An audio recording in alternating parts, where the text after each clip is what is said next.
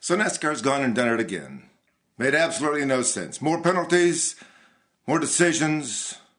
And if you can figure out what they're doing down there in Daytona or Charlotte or wherever they're making these decisions, please tell me, because it doesn't make a lot of sense to me. Robby Gordon, the front bumper, Daytona, never got on the track. Changed to Dodge from Ford 5 days before he showed up. The only difference in the car, of course, is the engine. The body, except for the nose and tail, are the same. Ordered a couple of noses, a couple of tails, got the wrong parts from Dodge. Put them on the car, NASCAR found it, changed it. The new noses actually fit the template, so there was no problem there. He took the nose off. What's the penalty? The original penalty was 100 points, $100,000, and a 6-week suspension for his crew chief.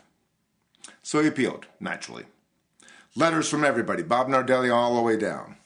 So what did NASCAR's appeals board do? They agreed that there were extenuating circumstances. They gave him back the 100 points. They gave him back his crew chief. Good. They raised his fine to $150,000 on NASCAR record. $150,000 for an independent that doesn't really have that much sponsorship, to be honest. To me, I'd have some questions about that. I've been covering the sport a long time. These guys don't make any more sense now than they did 30 years ago. And then we have the Carl Edwards case. Okay? 5 guys at Daytona in the nationwide Busch Series race 3 weeks ago tried some kind of trick with their oil tank top. Apparently, you can get a little more downforce if you leave the top loose and the air gets under it or sucks it down or something like that. I'm not sure what it is. Pretty minor if you ask me. If it gets through inspection, hey, NASCAR's fault.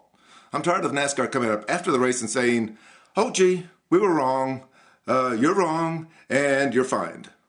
Hey, if they can't find it in post-race and pre-race inspection, hey, that's their fault. That's what they're there for. That's why they get paid the big bucks. That's why they spend all that time in the inspection lines. Come on, let's get with it down there. Do the inspections right the first time and the second time. Post-race, hey, don't give me that. That did not make a lot of sense to me. So they're going to try and find Carl, crew chief Bob Osborne, and co-runner Jack Roush, the usual. 100 points, $100,000, 6-week suspension for the crew chief. They decided to go ahead and let Bob Osborne serve the first week of his suspension this week and put Chris Andrews up on top of the box and bring in Robbie Reiser. They've got a pretty deep bench, no problem there. But still, I'm baffled by some of the things that NASCAR's been doing. Is Brian in charge of this operation? Are these guys just running amok?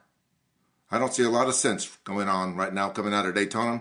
I think it's time Brian took a second look at this back-to-basics stuff. That's the report. Atlanta Motor Speedway. Mike Mulhern for the Winston-Salem Journal and JournalNow.com.